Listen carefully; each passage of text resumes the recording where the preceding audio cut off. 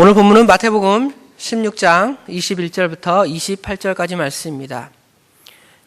오늘 이 본문의 말씀을 가지고 하나님의 말씀을 나누는 제목은 예수님을 따라가려면 이라는 제목입니다.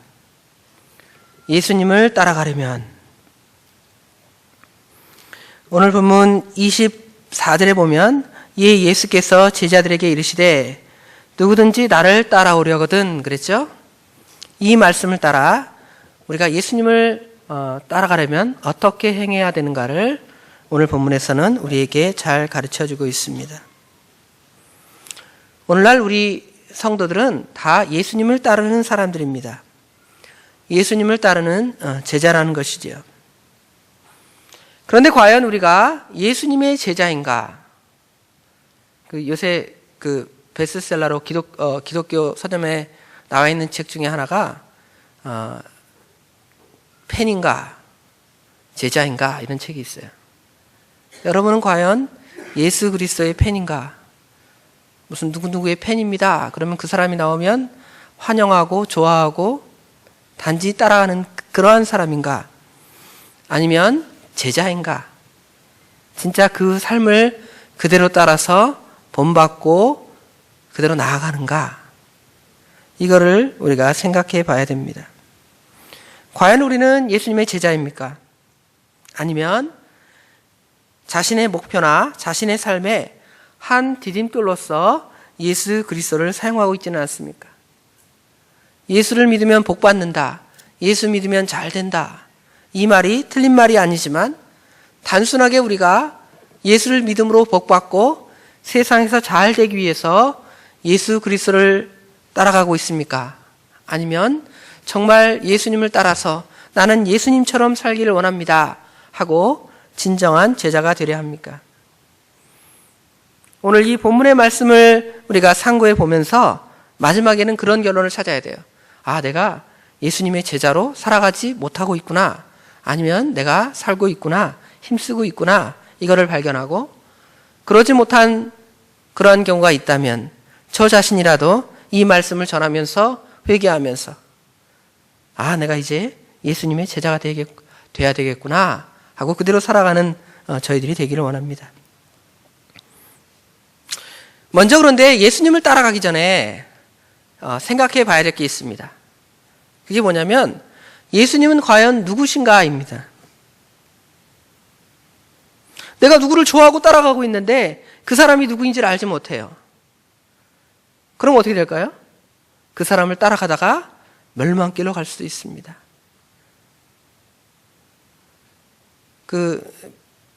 피리 부는 사나이, 그죠? 아이들이 피리 부는 사이, 피리 부는 소리가 좋아서 다 따라가지만 그 아이들이 다 사라져 없어지잖아요. 바른 길을 따라가고 따라가는 목표가 확실하면 그것이 모든 사람에게 유익될 텐데 그 목표가 바르지 않냐면 그 실체를 알지 못하면 엉뚱한 길로 따라가게 되는 것입니다. 헛된 길로 따라가게 되는 것이죠. 갑자기 이 말씀을 전하다가 옛날에 한 광고가 생각이 났어요. 어떤 사람이 나폴레옹 복장을 하고 열심히 산을 확 올라갑니다. 올라가다가 산꼭대기에 올라가서 뭐라 그랬죠? 기억나시는 분? 여기가 아닌가 봐 그러잖아요. 우리 예수님을 열심히 따라가다가 진짜 예수님을 따라가야 되겠는데 예수님이 아닌 다른 어떤 존재를 예수님이라고 생각하고 열심히 따라갔는데 그 마지막에 여기가 아닌가 봐. 그럼 어떡하겠어요? 우리 인생의 삶이 얼마나 허전하고 얼마나 허무하겠습니까? 그리고 남는 것이 없겠죠. 혹시 우리가 구원을 얻는다 할지라도 주님 앞에 설 때 얼마나 큰 부끄러움을 당하겠습니까? 예수님을 바로 알지 않고 따라가는 사람들은 이와 같습니다. 그러니까 우리가 지금 예수님을 따라가자, 나를 따라오려거든 그렇게 말했는데 예수님께서 아무에게나 나를 따라오려거든 하고 그렇게 말하지 않았어요. 이 배경의 앞에 부분들을 우리가 생각하면서 그 말씀을 이해해야 돼요. 자, 오늘 16장 21절부터 본문이지만 사실은 16장 13절부터의 말씀을 제가 요약하면서 오늘 본문으로 연결해 보겠습니다. 16장 13절에 가보면 예수님께서 빌립보 가이사랴 지방에 가게 되셨습니다. 거기에 가셔서 예수님의 제자들에게 예수님이 누구신가를 묻습니다. 먼저 묻는데 예수님의 제자들 너희들은 나를 누구라 하느냐 그걸 묻지 않고 뭐라고 묻냐면 사람들이 나를 누구라 하느냐 이렇게 예수님께서 예수님의 제자들에게 질문을 합니다. 그때 예수님의 제자들이 답변을 하죠. 사람들이 예수님을 14절에 보면 16장 14절에 보면 더러는 세례요한, 어떤 사람들은 세례요한이라고 말합니다. 또 어떤 사람들은 더러는 엘리야, 또 어떤 이는 예레미야나 선지자 중에 하나이다 그랬어요. 우리가 혹시 예수님을 그런 분으로 인식하고 있지 않습니까? 예수님을 과거에 어떤 유명한 사람들, 성현 또는 훌륭한 어떤 선지자, 예언가, 능력가 이런 사람으로 우리가 예수님을 알고 따라가지는 않습니까? 예수님에 대한 바른 인식이 없으면 바른 예수님을 따라갈 수가 없습니다. 그리고 이단들이 그렇게 그 사람들도 예수님을 자기들이 믿는다 그래요. 믿는데 예수님을 무슨 훌륭한 어떤 사람으로 믿는 거죠. 그때 예수님께서 예수님의 제자 베드로에게 그러면 너희는 나를 누구라 하느냐 하고 예수님께서 예수님의 제자들에게 묻습니다. 이때 예수님의 제자 베드로가 뭐라고 대답하죠? 그렇죠. 16절에 보면 시몬 베드로가 대답하여 이르되 주는 그리스도시요 살아계신 하나님의 아들이시니이다 이렇게 고백을 합니다. 이러한 고백으로부터 우리가 예수님을 따라가야 돼요. 예수님을 따라가는데 나는 예수님을 메시아로도 믿지 않습니다. 그리스도로 믿지 않습니다. 그리고 나는 예수님을 하나님의 아들로 믿지 않습니다. 이런 사람들은 예수님을 따른다 할지라도 그 사람에게는 생명이 없고 영생이 없고 하나님의 은혜가 없습니다. 그러므로 가장 중요한 것은 예수를 구주로 믿는 것입니다. 예수를 주는 그리스도시요. 그리스도라는 것은 메시아라는 거예요. 메시아. 우리를 영원한 죄에서 구원해 주시러 오실 그 메시아. 구약 성경에 예언했던 그 메시아.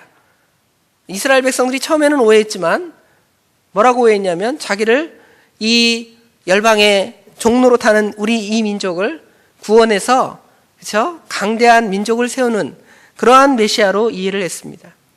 그렇기 때문에 예수님을 배척했겠지요. 그러나 하나님께서 보내실 그리스도 메시아는 단순하게 이스라엘 백성들을 정치적인 해방이나 어떤 민족으로부터의 자유 이것을 추구하는 분으로 예수님을 보내지 아니하셨습니다. 예수가 무슨 뜻이지요? 마태복음 1장 21절 뭐라 그랬어요? 자기 백성을 저희 죄에서 구원할 자이십니다. 한마디로 말하면 구원. 구원자, 구원. 자기 백성을 저희 죄에서 구원할 자이시다. 구원인데 이 구원의 의미를 단순하게 어떤 종이로부터의 구원, 그렇죠? 이런 것이 아니라 영원한 죄, 사망, 멸망으로부터의 구원을 우리에게 말해주는 것이죠. 예수님의 제자 베드로는 예수님께서 메시아인 줄 알았습니다. 그래서 당신은 메시아입니다. 당신은 그리스도십니다. 이렇게 고백했겠죠. 물론 이 안에는 처음에는 오해가 있었겠죠. 예수님의 제자가 명확하게 깨닫지 못했으니까. 알기는 알았어도 정말 죄에서 구원하시는 분뿐만 아니라 혹시 우리를 이 로마 제국으로부터 해방돼서 나중에 하나님 나라가 서게 되면 나를 주님의 나라의 오른편에, 그렇죠? 왼편에 예수님의 제자들이 그러잖아요. 야고보와 요한의 어머니가 그러잖아요. 그러니까 베드로는 어떻게 했어요? 그 말을 듣고 분이 났어요. 한마디로 말하면 내가 예수님의 오른팔인데 누가 감히 자기가 오른팔을 자리한다는 거야? 뭐 이랬을 거예요. 성경에 안 나왔지만 아마 가장 열성적으로 예수님을 따랐던 베드로가 분개했을지 모르겠습니다. 그렇지만 그래도 주는 메시아입니다. 이렇게 고백을 했다는 거죠. 그 고백 안에 이제 진정한 깨달음이 후에 생겨서 성령이 그에게 임할 때, 오순절 성령이 그에게 임할 때에 그걸 더 명확하게 깨달았겠죠. 그 메시아가 그 메시아인데 내가 정확하게 깨닫지 못했구나. 하지만 그때 벌써 입으로는 주는 메시아입니다. 주는 그리스도십니다. 이렇게 고백할 수 있는 그 입술을 베드로에게 주신 거예요. 그리고 뭐라고 고백했습니까? 살아계신 하나님의 아들이십니다. 살아계신 하나님의 아들이시라는 그 말은 우리는 누구누구의 아들이다 그러면 누구에게 복속된 개념으로 생각하잖아요. 그렇죠? 그러나 이 히브리식 표현에 누구누구의 아들이다 그러면 그 사람이라는 거예요. 그 사람. 그러니까 하나님의 아들이다 그러면 그가 하나님이시다 그 말이에요. 당신은 그리스도시고 메시아시고 당신은 하나님이십니다. 이런 고백이 누구의 입으로부터 나왔어요? 예수님의 제자 베드로부터의 입으로부터 나왔습니다. 우리도 그런 고백이 나와죠. 그죠? 우리 안에 다 성령님이 계시기 때문에 주는 그리스도십니다. 이렇게 다 고백합니다. 그러한 사람들이 이제 누구를 따라갈 수 있는 거예요? 예수님을 따라갈 수 있는 거예요. 많은 사람들이 예수님을 존경하고 예수님을 따라가기를 원하지만 이걸 깨닫지 못하고 따라가는 사람들이 있어요. 그러나 먼저 깨달을 것은 예수님은 메시아십니다. 예수님은 그리스도십니다. 예수님은 하나님의 아들이십니다. 이렇게 깨달은 다음에 그 다음에 그 예수님을 따라가는 것입니다.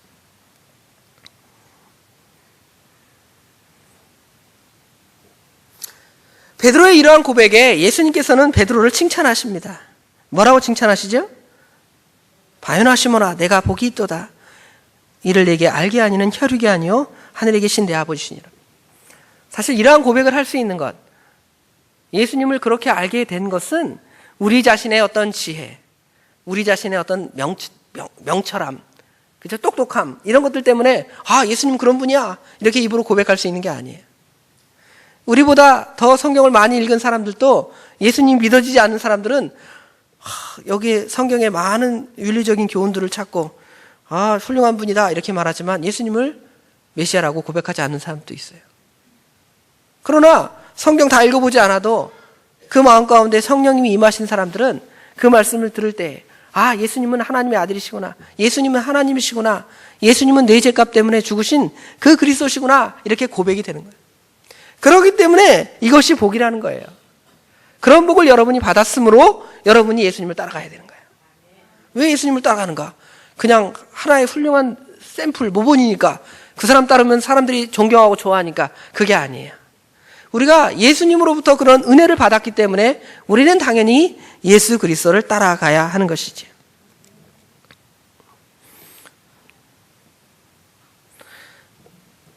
그 다음에 이제 베드로의 이러한 고백 후에 예수님께서 베드로를 이제 칭찬하실 뿐만 아니라 베드로에게 이제 하나님 나라의 비밀을 가르쳐줘요. 내가 너에게 내가 메시아다 이걸 깨닫게 해주고 고백하게 해주고 하나님의 은혜 그걸 가르쳐줬는데 거기에다가 내가 참된 비밀을 너에게 가르쳐 주겠다. 그 비밀의 내용이 뭐냐면 21절 우리 21절 말씀 다 같이 읽어봅시다.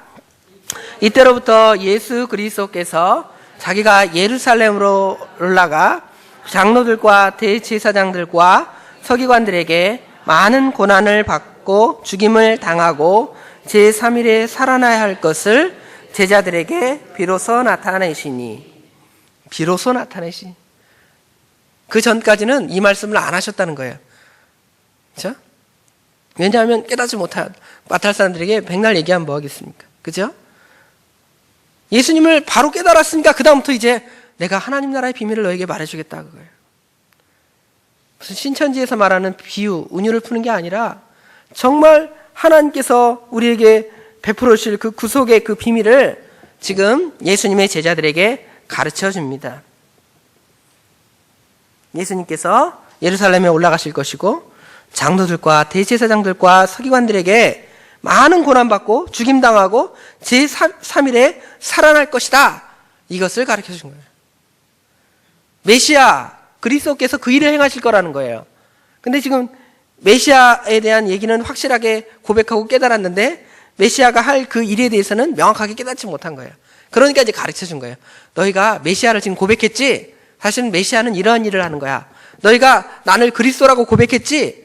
그 그리스도는 앞으로 무슨 일을 행할 뿐이야. 이거를 명확하게 예수님의 제자들에게 가르쳐 줬습니다. 그때 베드로가 뭐라 그래요? 22절에 베드로가 예수를 붙들고 항변하여 이르되 주여 그리마옵소서 이 일이 결코 주께 미치지 아니하리이다. 참 고백은 참 잘했는데 예수님에 대한 고백을 바로 했는데 예수님이 메시아로서 행하실 그 일에 대해서는 하지 말라는 거예요. 하지 말라는 거예요. 예수님께서 이 땅에 오실 그 일들에 대해서 창세기 15장 원시복음으로부터 계속 말씀해 주는데 예수님께서 뱀의 머리를 상하게 할 것이다. 그렇죠? 죽음과 사망을 다 패하시고 승리하실 것이다. 그 방법까지도 이제 구약의 많은 예언들은 말씀했습니다. 그가 찔리실 것이다. 그가 상하실 것이다. 이사야 53장의 그 예언들을 보면 나와 있죠. 죽으실 것을 친히 말씀했습니다. 또 친히 시편에 보면 엘리 라마 사박다니, 나의 하나님 어찌하여 나를 버리셨나이까, 이런 고백들도 있잖아요.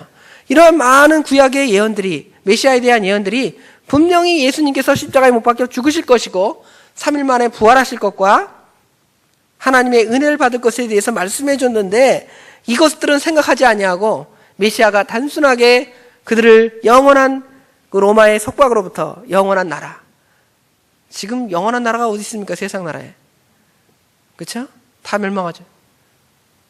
세계에서 열국이라 강국이라는 나라들도 멸망해서 또 다른 나라가 세워지죠. 또 다른 왕조가 세워지고 또 다른 국가가 세워지고. 그런데 그런 것들만 생각하니까 지금 예수님께서 십자가에 못 박히시는 것이 이와 같이 말해지는 거예요. 주여 그리할 수 없습니다. 심지어 하나님의 뜻을 반대하는 거예요. 메시아에 대한 명확한 인식이 있었음에도 불구하고 하나님의 뜻을 반대하는 그 일도 또 동시에 벌어지는 거죠. 그러니까 주님께서 뭐라 그래요? 사탄아 내 뒤로 물러가라. 무섭잖아요. 주님의 말씀이 얼마나 무섭습니까? 17절에는 복이 있다. 칭찬해주고 너같이 고백하는 사람이 없다. 너는 참 하나님의 은혜를 받은 사람이다. 그러지만 하나님의 뜻을 거스릴 때는 사탄아 뒤로 물러가라. 그렇죠? 너는 하나님의 일을 생각지 아니하고 도리어 사람의 일을 생각하는도다. 하나님의 뜻을 결코 생각하지 아니하고 하나님의 일을 반대하는 그러한 사람이 된다는 거예요. 그러면서 이제 예수님께서 24절부터 예수님을 따라오려거든 어떻게 해야 되는가를 몇 가지로 이렇게 우리에게 가르쳐주고 있습니다. 자, 24절 말씀을 우리 다 같이 읽어봅시다. 이에 예수께서 제자들에게 이르시되 누구든지 나를 따라오려거든 자기를 부인하고 자기 십자가를 지고 나를 따를 것이니라. 첫 번째로 누구든지 나를 따라오려거든 자기를 부인하라는 것입니다. 자기를 부인한다. 이 부인한다라는 단어의 그 원어적인 의미를 사전에서 찾아보니까 문제시하지 않는다. 대단하게 생각하지 않는다는 거예요. 무시한다. 배격한다. 거절한다. 유기한다. 기권한다. 아무것도 아니다. 없이 지낸다. 이러한 의미를 가지고 있습니다. 곧 자아와 자신의 이해를 무시하고 포기하는 것을 말하는 것입니다. 그래서 나는 아니다. 간단히 말하면 아니다. 이걸 말하는 거예요. 그런데 이제 이 자기를 부인한다라는 표현을 통해서 우리가 오해를 할 수 있는 것이 무슨 자기를 비운다 이렇게 생각할 수 있어요. 무슨 불교에 무슨 그 비우는 거 있잖아요. 명상하는 거 비우는 거. 그런 개념이 아니에요. 기도와 명상의 차이가 뭔지 아십니까? 기도도 앉아서 하고 명상도 앉아서 막 깊이 생각하잖아요. 예? 대상이 좀 다르겠죠. 물론 하나님께 하는 거 있죠. 하나님께 하는 것. 이 명상은 대상이 없어요. 그렇잖아요. 누구에게 명상할 때 누구에게 어떤 대상이 전혀 없잖아요. 뿐만 아니라 기도와 명상의 차이는 또 뭐가 있냐면 명상은 다 비운다 그러잖아요. 아무 생각이 없이 무아지경, 아무 생각이 없는 머리가 텅 빈 상태 이런 걸 개념을 말하잖아요. 그러나 우리 기도의 개념은 텅 비우는 게 아니에요. 물론 텅 비우죠. 텅 비운 다음에 어떻게 될까요? 꽉 채워야죠. 뭘로 꽉 채울까요? 예수님으로 꽉 채우고 말씀으로 꽉 채우고, 그렇죠? 이 세상의 것들은 이 머릿속에서 다 삭제한 다음에 예수님의 것, 하나님의 것, 그렇죠? 신령한 영적인 것들을 우리 마음에 가득 채우는 거예요. 비우는 것과 다르죠. 그러니까 여기 자기를 부인한다 그러면 나는 아무것도 아닙니다. 아무 생각 없이 그냥 이 바보같이 지내라는 게 아니에요. 그렇죠? 여기는 뭐냐면 자기를 부인한다는 것은 자기 생각, 자기 뜻, 자기 의지들을 다 버리면 아무것도 하지 말라 그 말이 아니라 대신 누구의 생각, 하나님의 뜻, 하나님의 일들로 그 사람을 가득 채우라는 거예요. 그것이 바로 자기를 부인하는 거예요. 나는 아무것도 아닙니다. 내가 무슨 일을 결정할 때 하나님의 뜻이 무엇입니까? 그렇게 하는 거. 내가 이렇게 해보니까 이게 잘 될 것 같습니다. 하나님 이렇게 하면 어떻겠습니까? 그렇게 하나님께 묻는 것이 아니라 하나님, 내가 내 생각대로 자꾸 뭔가를 하려고 하는데 내 생각을 버리게 해주세요. 그럼 내 생각을 버리면 아무것도 하지 말라는 것이 아니라 대신에 하나님의 것으로, 하나님의 방법으로 나에게 채워달라는 거예요. 그게 기도예요. 기도라는 거. 그러니까 자기를 부인하는 개념들이 전혀 다른 거죠. 나는 아무것도 아닙니다. 그러니까 나는 아무것도 안 하겠습니다. 그 말이 아니라 나는 아무것도 아니니까 그러면 아무것도 아닌 나에게 누군가 나를 인도하고 주장할 분이 필요합니다. 그분이 바로 하나님이시고 그분이 바로 예수 그리스도시고 그분이 바로 성령 하나님이십니다. 나를 친히 인도해 주시고 주장해 주세요. 그래서 이제 내가 나의 주장을 받는 것이 아니라 하나님의 주장을 받는 거예요. 내가 왕이 되는 것이 아니라 하나님의 왕이 되는 거예요. 그래서 하나님께서 우리를 지배하게 되면 긍정적이든 부정적이든 다 그분의 돌보심에 맡기는 거예요. 너희 염려를 다 주께 맡기라 그랬잖아요. 그 말씀이 바로 그런 것들입니다. 자기를 부인하는 것이 나는 아무것도 아닙니다. 아무 생각 없이 그냥 뇌가 빈 상태로 멍청하게 있으라 그 말이 아니에요. 그렇죠? 멍청하게 있는 것이 아니라 하나님의 것들로 가득 채워서 이제 멍청한 우리가 이제 어떻게 돼야 돼요? 지혜로워지고 똑똑해지는 거예요. 야, 네가 별로 똑똑한 게 없는 것 같은데 왜 이렇게 똑똑해졌지? 자기를 비우고 예수님을 가득 채우니까 예수님의 지혜가 너한테 나와서 네가 똑똑해진 거다. 이걸 보여주라는 거예요. 그것이 바로 자기를 부인하는 것입니다. 두 번째로는 자기 십자가를 지라는 것입니다.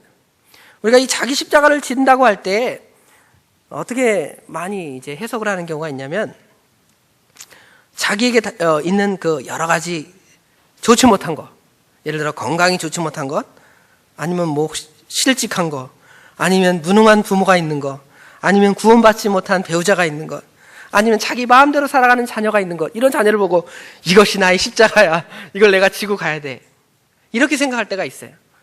이건 100%의 답이 아니라는 거예요. 여기 자기 십자가라는 건 뭐냐면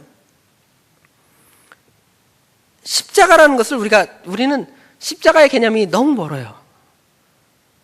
왜냐하면 지금 우리가 십자가를 지는 사람이 하나도 없잖아요. 지금 누가 잘못했다고 사형도 못 시키는 우리나라는 사형 거의 안 하잖아요. 그렇죠? 사형도 못 시키는 그러한 사람들의 개념에서 십자가는 그냥 어디에 붙어 있는 거예요? 예배당 꼭대기에 붙어 있는 거예요. 예배당의 꼭대기에 있는 게 십자가고, 아니면 여러분 여기 목걸이에다 십자가 차셨어요? 여기 목걸이에 있는 아름다운 데코레이션, 장식이에요. 그러나 예수님 시대 당시에 십자가를 진다라는 것은 단순한 그런 개념이 아니라는 것이죠. 예수님 시대 당시에 십자가를 진다라는 것은 이 사람이 무슨 죄를 져서 지금 십자가를 지고 형벌을 받는 거예요. 결국 뭐 하러 가는 거예요? 죽으러 가는 거예요. 죽으러. 그러니까 십자가를 지라는 것은 죽으러 가라는 거예요. 뭘 죽으러 가라는 거예요? 자기를 죽으러 가라는 거예요. 아까 말한 대로 자기를 부인한다는 개념과 십자가를 지고 간다는 개념들이 어떻게 보면 이렇게 상호 이렇게 연결되어 있는 것 같다. 그렇게 많은 주석가들이 또 얘기를 하더라고요. 근데 우린 자기 십자가를 지라 그러면 보통 일반적으로 생각할 때 나에게 어떤 지어진 짐, 이것도 십자가죠. 그러나 그거보다 자기는 아무것도 아닙니다. 나는 어디에 못 박을 존재입니다. 십자가에 못 박을 존재입니다. 그렇죠? 우리 정과 욕심을 다 십자가에 못 박았다고 갈라디아서 5장에 말했잖아요. 갈라디아서 2장이나 갈라디아서 5장에 보면 우리의 정과 욕심을 다 십자가에 못 박는 것이 바로 뭐 하는 거예요? 십자가를 지는 거예요. 우리의 죄들을 점점 멀리하는 것이 바로 십자가를 지는 것입니다. 그래서 지금 자기를 부인한 것, 자기 십자가를 진 대표적인 분이 누구냐면 예수님이에요. 예수님은 자기를 부인했습니다. 그럼 예수님이 뭘 자기를 부인했습니까? 예수님께서 이 세상에 오셔서 일을 행하시는데 누구의 뜻만 순종했어요?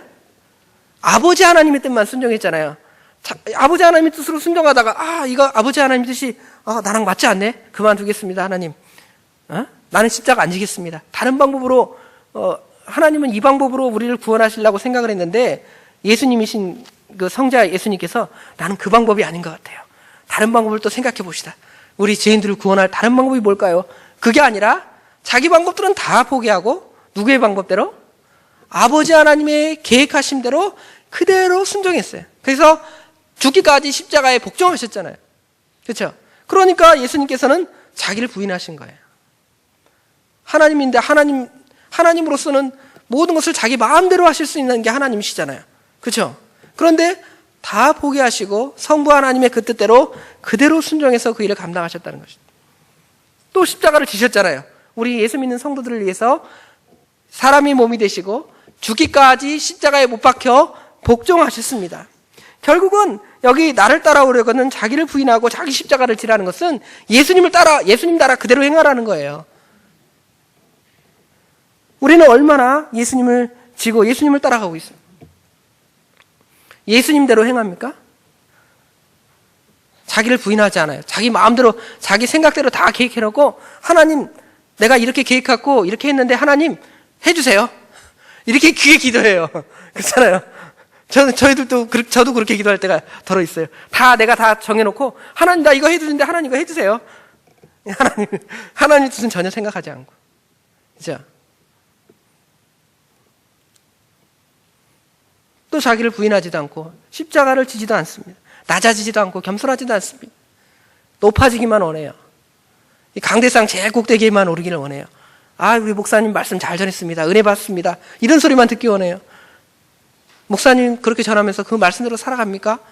그런 소리 들으면 얼굴 뜨겁고 그런 말씀 안 해야 되는데 뭐 이러고 나간다는 거예요. 그렇죠? 그리고 그런 얘기를 들으면 기분 나빠요. 이렇게 내가 열심히 전했는데 하나님의 종의 말씀을 거절하다니 그럴 수 있어? 뭐 이런다는 거죠. 그것이 아니라 이 말씀을 가르칠 때 자신이 과연 얼마나 예수님을 따라가면서 자기를 부인하면서 예수님의 십자가를 지고 따라가느냐를 보는 거예요. 거울로 보는 겁니다. 그러면서 뭐만 나와요? 회개거리만 나오고 잘못했습니다. 눈물이 나오고 통해가 나와야 되는데 참 눈물도 없고 통해도 없고 안타까운 것이 바로 저의 모습이고 우리 성도들의 모습일까 생각이 됩니다. 그리고 이제 십자가를 지는 것은 로마서 6장 11절부터 13절에 나와 있습니다. 한번 찾아 읽읍시다. 로마서 같이 찾아 읽어보겠습니다. 6장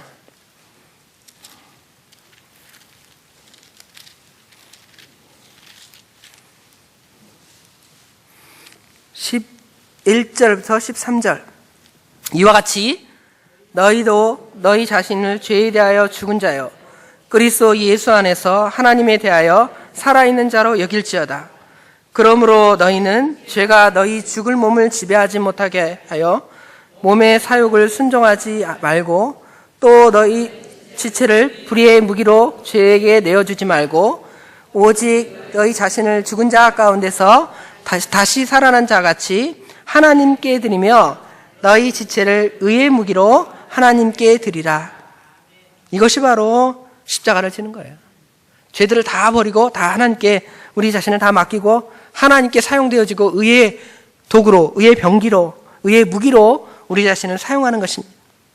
그리고 예수님을 쫓는 것입니다. 예수님을 쫓는다라는 것은 뭐 예수님을 졸졸 따라가라 그런 개념도 있지만 사실은 예수님의 제자가 되라는 거예요. 그리고 예수님의 동행자가 되라는 것입니다. 누군가와 일체가 되고 누군가와 닮아지라는 것이죠. 예수님과 같이 되기를 원하는, 예수님과 같이 되는 것은 굉장히 적극적인 거예요. 예수님과 같이 되기가 힘들잖아요. 그러나 예수님과 같이 되기 위해서 힘써야 될 거 아니에요. 겸손해지려면 힘써야 되고, 사랑하려면 힘써야 되고, 거룩해지려면 힘써야 되고, 의로워지려면 힘써야 되고, 적극적으로 예수님을 닮아가는 것입니다. 그러한 고난의 길이 있을 때 또한 주님께서 영광의 길이 그에게 있는 겁니다. 그 영광이 나타나는 거예요. 우리는 영광만 받기를 원하지 그 고난은 함께 받을 생각을 하지 않습니다. 그것은 누구나 받을 거예요. 아무개 집사님이나 받을 거예요. 아무개 집사님이나 십자가 지라고 하세요. 나는 예수님의 영광만 받겠습니다. 그런 생각을 우리가 많이 가지고 있다는 걸 생각하시기 바랍니다. 그러니까 얼마나 우리가 예수님을 따라간다고 하면서 엉터리로 예수님을 따라가는지를 우리가 밝히 알게 되겠죠. 그러면서 이제 마지막으로 목숨에 대한 얘기를 합니다. 누구든지 제 목숨을 구원하고자 하면 잃을 것이요 누구든지 나를 위하여 제 목숨을 잃으면 찾으리라. 사람이 만일 온 천하를 얻고도 제 목숨을 잃으면 무엇이 유익하리요? 사람이 무엇을 주고 제 목숨과 바꾸겠느냐 그랬죠. 목숨에 대해서 말씀합니다. 그러면서 이 세상의 삶을 포기하는 자, 이 세상의 삶을 포기하려니까 이 세상의 삶을 아무것도 살지 않고 그냥 산속에 늘 말한 대로 머리 빡빡 깎고 이 세상 일은 나랑 관계없어요. 자식들은 알아서 살고 부인도 알아서 살고 남편도 알아서 살고 나는 주일만 교회 가서 열심히 살겠습니다. 아니면 기도원에 가서 한 달 동안 기도할 테니까 밥은 알아서 드시오. 곰탕 끓여놓고 그러는 게 우리가 그런 게 바로 참된 믿음이 아니에요. 여기 이 세상을 포기한다라는 것은 이 세상의 욕심들, 죄악들 이런 것들을 다 포기하는 거예요. 그리고 하나님의 뜻들을 찾아 순종하는 거예요. 하나님의 뜻을 순종하는 것이 꼭 무슨 기도하는 것, 예배 드리는 것 그것이 많이 있지만 그것들만 포함된 게 아니잖아요. 가정에서의 일들이 다 있고 학교에서의 일들이 다 있고 학생들은 직장에서의 일들이 있고 그 안에서 다 충실하게 살아가는 거예요. 그 역할을 잘 감당하는 거예요. 사회 전체가 잘 유기적으로 돌아갈 수 있도록 그 역할을 감당하는 것입니다. 우리 그리스도인들 때문에 그 조직이나 그 사회가 붕괴되고 무너지면 그것은 하나님의 일을 감당한 것이 아니에요. 하나님의 말씀을 따라서 그 안에서 충성하는 겁니다. 그래서 이제 이 세상의 그런 욕심을 따라가는 것, 그런 것들을 다 포기하고 이제 우리에게 누릴 그 영생을 취하고 영생을 따라가는 것입니다. 그것들의 결과는 이제 주님의 심판의 날이 오게 될 것인데, 그렇죠? 27절에 인자가 아버지 영광으로 그 천사들과 함께 오리니 그때 각 사람이 행한 대로 갚으시리라.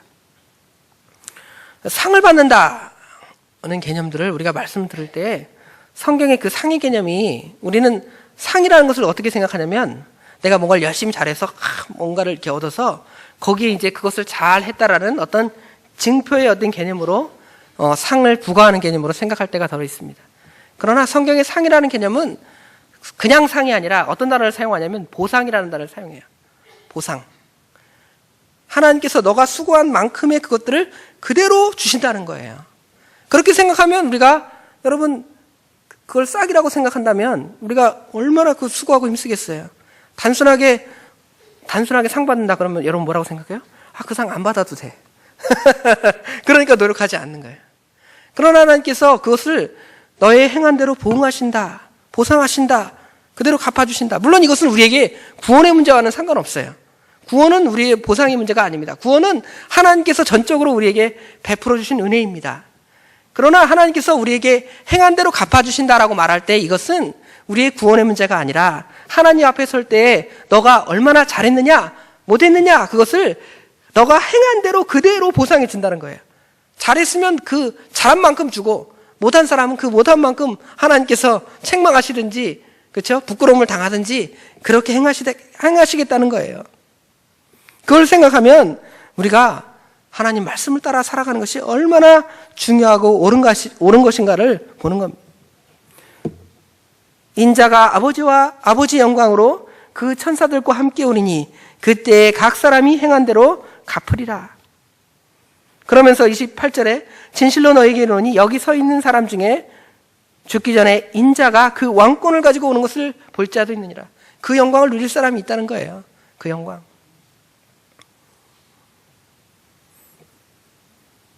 오늘 이 말씀을 따라서 우리가 예수님의 제자인가 팬인가 그 제목처럼 우리는 예수님을 얼마나 따라가고 있는가. 그거를 좀 생각해 보시기 바랍니다. 목사 자신이 얼마나 하나님의 제자인가. 제가 얼마나 하나님의 제자입니다. 부끄럽습니다. 하나님의 제자가 되지 못한 것을 회개하고 예수 그리스도의 제자가 되지 못한 걸 회개하고 예수님을 자기 목숨을 다 버리고 따라가지 못한 걸 회개합니다. 우리도 같이 그러한 회개하는 마음으로 그렇게 바로 서서 예수님을 따라가는 그 마음을 우리 속에 다짐하는 귀한 시간이 되기를 원합니다. 기도하겠습니다.